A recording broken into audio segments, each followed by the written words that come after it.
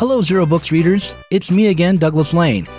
In this video, I'll be critiquing the ideas of Slavoj Zizek and quoting excerpts from Eliot Rosenstock's Zizek in the Clinic and my own book, Bash Bash Revolution, as I try to figure out how the James Bond villains Karl Stromberg and Hugo Drax could have won.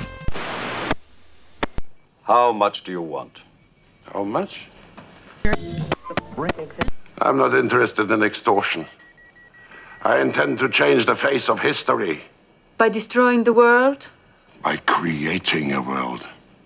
A new and beautiful world beneath the sea. Before I begin, let me give you the context behind this video.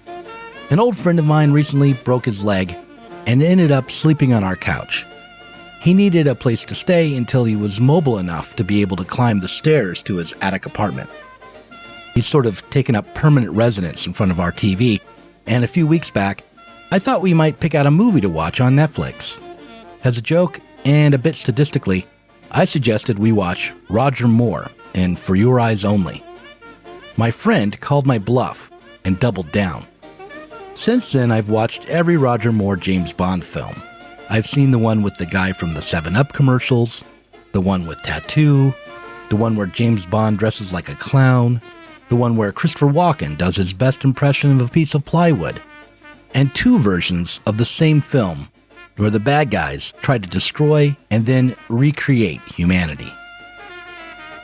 In The Spy Who Loved Me, Bond teams up with the lovely Soviet agent XXX, and they both work to stop a megalomaniacal villain named Karl Stromberg.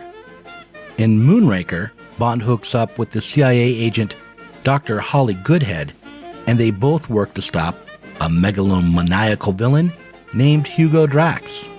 Stromberg is your typical accelerationist. He wants to put an end to the corrupt, decadent, materialist world as we know it, and replace it with a new and beautiful underwater city that he calls Atlantis. Stromberg is convinced that it is only by speeding up the destruction that is already happening in society that we can arrive at his underwater utopia. Hugo Drax, on the other hand, is more of an eco-fascist than an accelerationist.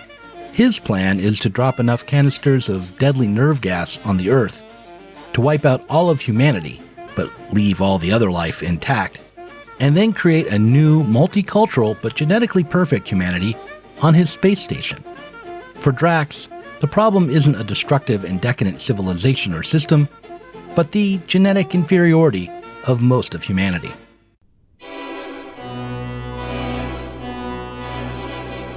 Bond stops them both, of course, but he also saves them from the humiliation of watching their dreams self-destruct. After all, to imagine a self-sustaining society on a space station requires dreaming up technology that is basically equivalent to magic. Well, living in an underwater city might be theoretically possible. After all, a futurist named Philip Pauly shares Stromberg's vision and is hard at work creating plans for a future underwater moral order.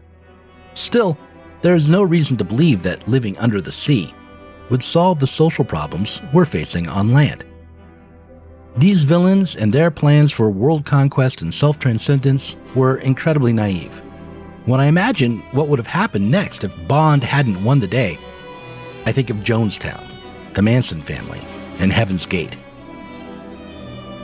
The utopian visionaries in these James Bond films aren't merely fictional characters created in order to serve as a foil for Bond, but they also reflect a strain of utopianism that arose in the late 60s and 70s during and after the failure of the New Left. And like it or not, along with understanding how and why the Soviet Union was a disaster, these moments of insanity, these Bond villains, are also a part of the left's legacy that we need to explain and come to grips with. To put it another way, how is it that so much of the radical left ended up sounding like a Bond villain? For justice thunders condemnation, a better world's in murder. No more traditions change shall bind us. Rise, ye slaves, no more enthralled. The earth shall rise on new foundations. We have been naught, we shall be all. affect commodity. Why? It was already Marx who long ago emphasized that a commodity is never just a simple object that we buy and consume. A commodity is an object full of theological, even metaphysical niceties. Its presence always reflects an invisible transcendence. According to the radical philosopher and Lacanian psychoanalyst Slavoj Zizek, the main problem for the left is not simply to strip away or escape from the system we currently have. For instance, it's not just to get rid of money. The task before us is not to find our way back to something, to rediscover our authentic selves, or to get rid of the bad and decadent people so that the correct group has power. But rather, it's to find a better mediating force for a new society. To illustrate this idea that the left needs a new mediating structure, Zizek often tells the following joke. A man who believes himself to be a kernel of corn is taken to a mental hospital where the doctors do their best to convince him that he's not a grain of corn. However, when he is cured, when he is convinced that he is not a grain of corn, and he's allowed to leave the hospital, he immediately comes back, trembling and very frightened. There's a chicken out in the courtyard, and he is afraid that it will eat him. "My dear fellow," says the doctor, "you know very well that you are not a grain of corn, but a man." "Of course I know," replies the patient, "but does the chicken know?" Zizek would make this point again and again. He would say that what we needed was a better chicken. The difficulty with Zizek's approach is that he misses how our current chicken has taken on a material rather than a merely ideological form. What he misses is that that man in the courtyard, the mental patient, might very well get eaten by that chicken. His rejection and mistaken reading of Marx's labor theory of value is a consequence of his failure to understand how that chicken will eat us. To illustrate my point, let's compare what Zizek says about Pokemon Go to how I use Pokemon in my novel Bash Revolution. I would like to begin, I'm sorry if some of you know this example of mine already, with Pokemon Go, the game. As you know, I'm sorry if I treat you like idiots now, Pokemon Go is a location-based augmented reality game, typically played on mobile phones. So players use the device's GPS and camera to capture, battle, and train virtual creatures, Pokemon, who appear on the screen as if they were in the same real-world location as the player. We look at reality and we interact with reality through the fantasy frame of the digital screen. And this frame supplements reality with virtual elements which sustain our desire to participate in the game. And I think the same holds for all other ideological pseudo-entities which have to be added to reality in order to make it complete and meaningful. For Zizek, the trick to our mediating ideological structures, the way they work, is that these ideas give a form to our otherwise directionless desire. An ideological figure like a Pokemon is a fantasy figure that supplements an otherwise meaningless or flat reality. Zizek is correct in his observation, but only up to a point. What he fails to see is that the main supplement in capitalism, the oppositional supplement to our celebrated market freedoms, is not merely an idea in our heads, not even just a structure for our desires, but is the very structure that guides our productive and material practices.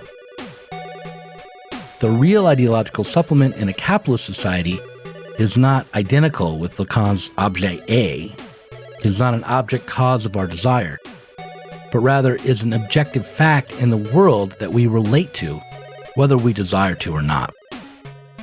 Zizek uses Pokemon Go as an example of a strictly ideological structure by leaving the game in its current context.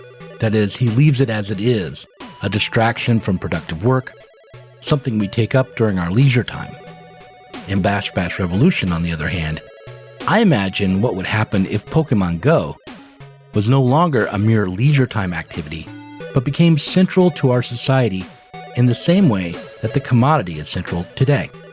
One of the characters, a world champion Super Smash Bros. Player named Kufo, observes, "A commodity isn't just a useful item that people want and can use. It's a social control mechanism, because these commodities determine what we do. It's complicated, but if we didn't have to work to make the stuff we needed, if we could play a video game for our food instead, there wouldn't be any commodities left."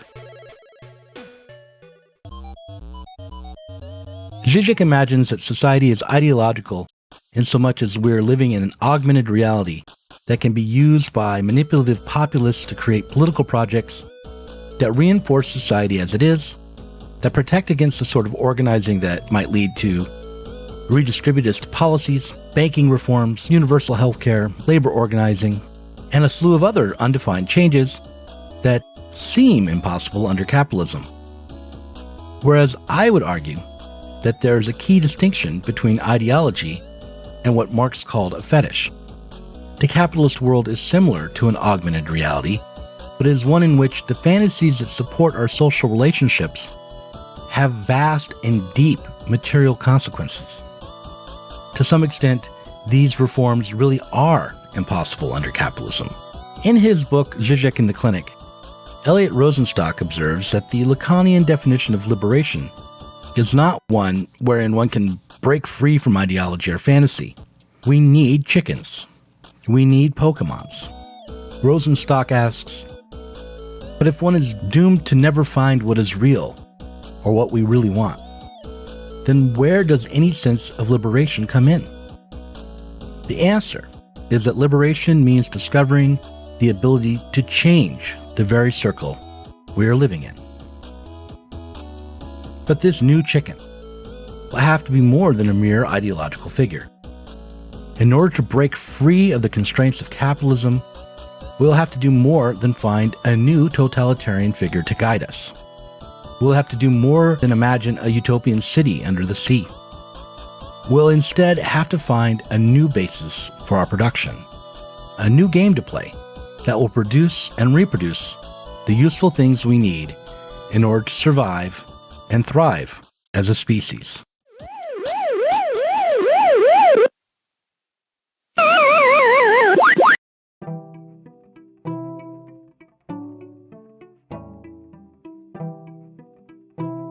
If you enjoyed this conversation, please do consider supporting us on Patreon. Our patrons help to make sure that Sublation Media can continue to provide interviews, videos, books, and articles that are critical of the left from the left. If you are tired of remaining stuck within bourgeois ideologies and politics, help us sublate them both.